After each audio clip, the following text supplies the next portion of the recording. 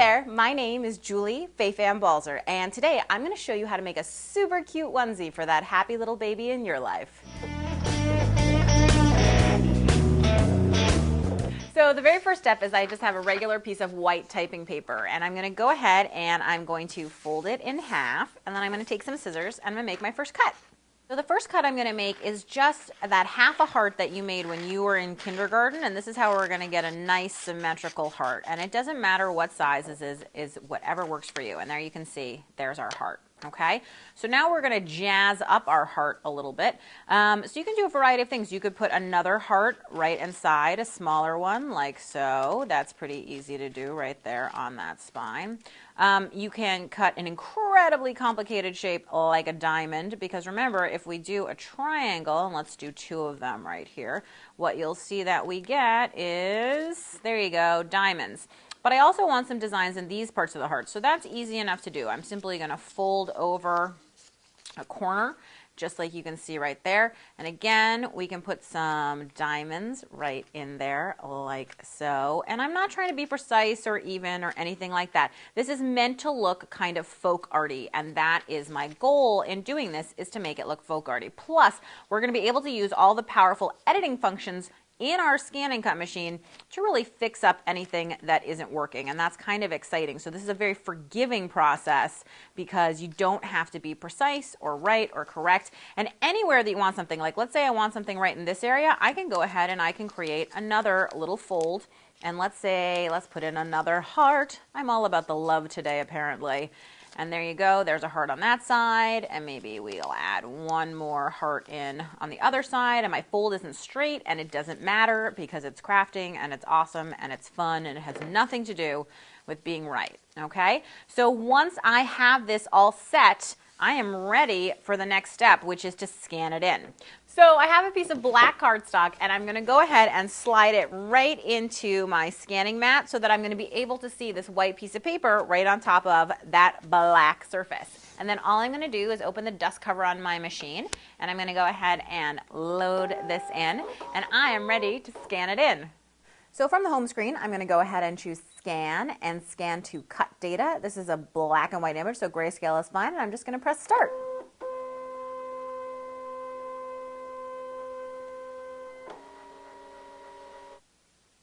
So once my image appears on screen, I'm going to go ahead and choose the second choice here. That's going to give me the outline so I get everything inside and everything outside.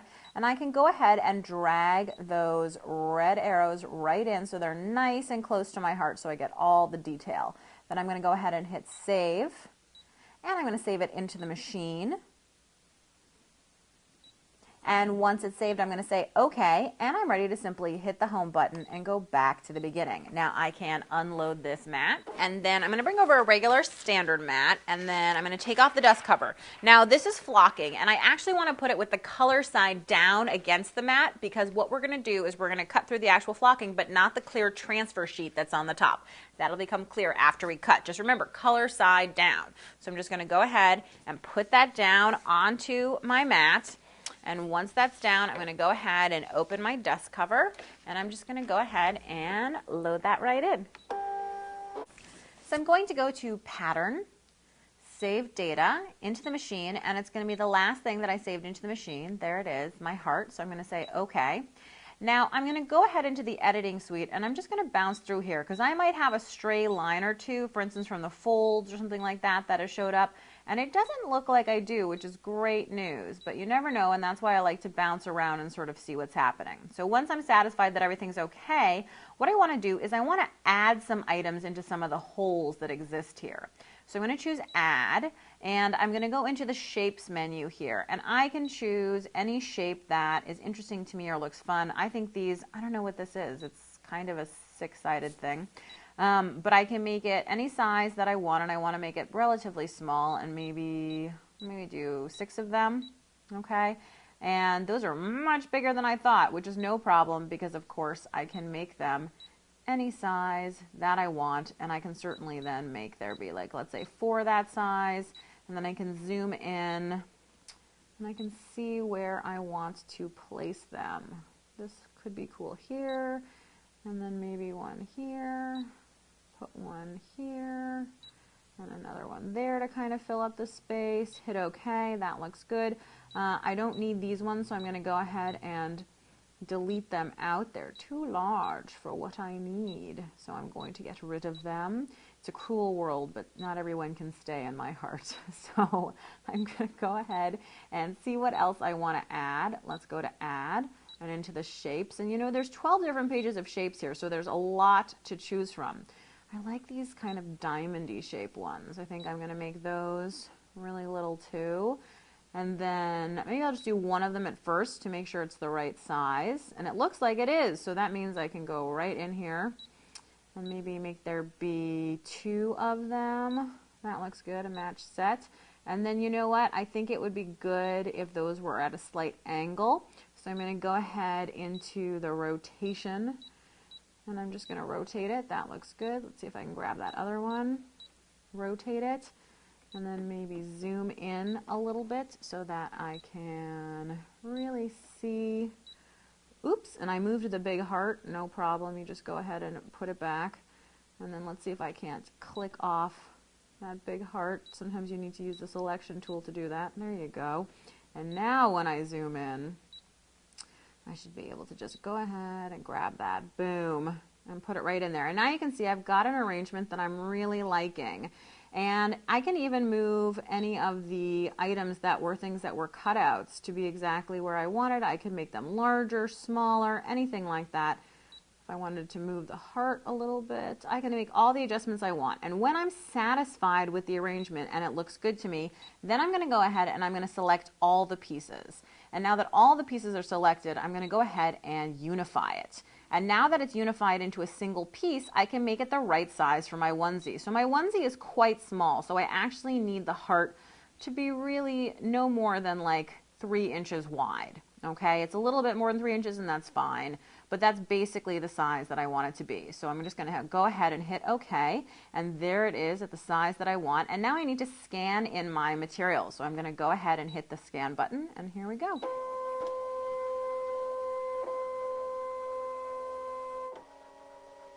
So now that this has appeared on screen, I can go ahead and I can grab it and I can fit it so that I use the least amount of material possible. I can place it exactly where I want, and when I'm happy with how it's placed, I'm ready to hit OK and cut. But before I cut, a couple things to note. The first is you'll see that my cut speed is a 1, my cut pressure is a 5, and my blade setting is at a 2. And these are all things that I checked with a test cut before I started cutting, and of course you should check those out too. So now I think I'm ready. Let's go ahead and hit that big green button.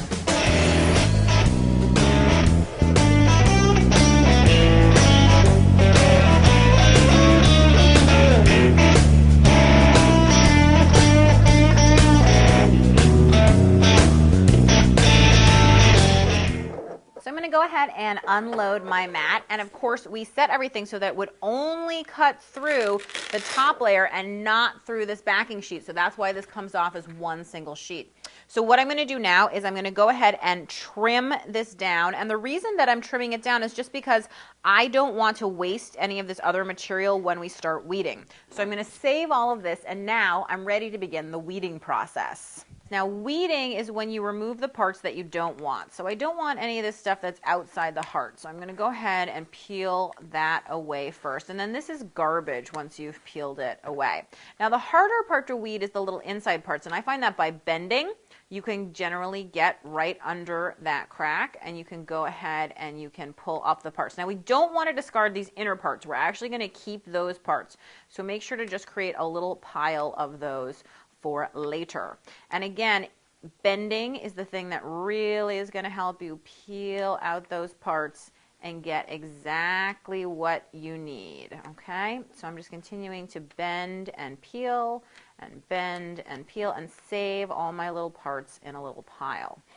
Now we are going to use these parts in this project, but you could certainly, if you had a project where you didn't want to use them there, you just save them maybe in like a plastic bag or something for another time when you're going to go ahead and use them. Now you can't recut them because you won't have the transfer sheet attached anymore, and that will just make it really difficult for perfectly placing them exactly where you want them to be.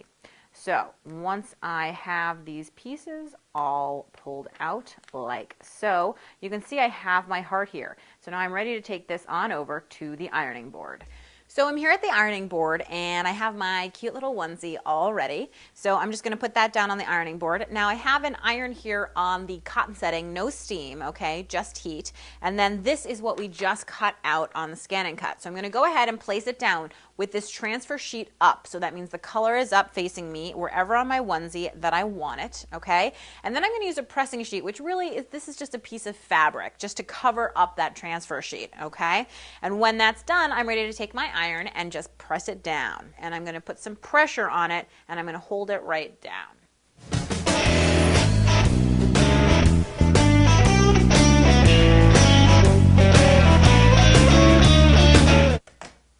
Okay, so when I'm done ironing, I'm going to let this cool for just a moment, and I'm going to do a test first to see whether the adhesive on the back of the heat apply material actually melted with that ironing. So what I'll do is I'll start to peel a corner, and if it looks like it did, it means that the transfer sheet should just easily peel off. Okay, now if it hadn't, just in case it hadn't, what I would do is simply put this back down, put the pressing sheet back down, and iron again. But since it looks like it's fine, I'm just going to go ahead and slowly peel this off. Ah, it looks so great, and you can really see the flocking. I wish you could touch this. It feels so cool. So now I'm ready to take all those little discarded pieces that we had pulled out, and I'm ready to use them now to augment my design. And there's no right or wrong here. It's just kind of what you feel like, what looks good to you, what sort of matches your tastes. If you want to do something symmetrical, that's awesome. If you want to do something asymmetrical, that's awesome. If you don't want to use the extra pieces, guess what? That's awesome. It really doesn't matter. It's up to you exactly how you want it to look and what do you want it to be. And again, the same thing is true if you want to use all the pieces, great. If you want to use only a few of the pieces, that's great too. There are no rules. This is just about having fun and doing whatever it is that you want. Something creative that makes you feel good and that's going to make a little tiny someone in your life look absolutely fabulous.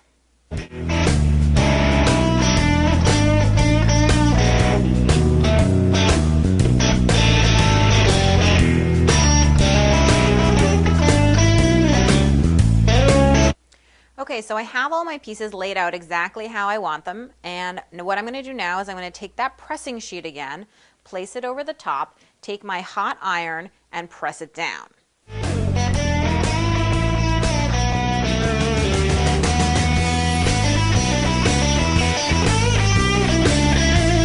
Okay, so now I'm going to go ahead and lift it up. And yeah, look how cute that is. So everything is completely stuck on here. You can throw it in the washer, in the dryer. It's good to go. You have a beautiful, unique, one-of-a-kind, fabulous onesie. So thanks so much for watching. Be sure to check out my blog at balzerdesigns.typepad.com for more tips, tricks, and tutorials. And don't forget about the ScanNCut website at ScanNCut2.com.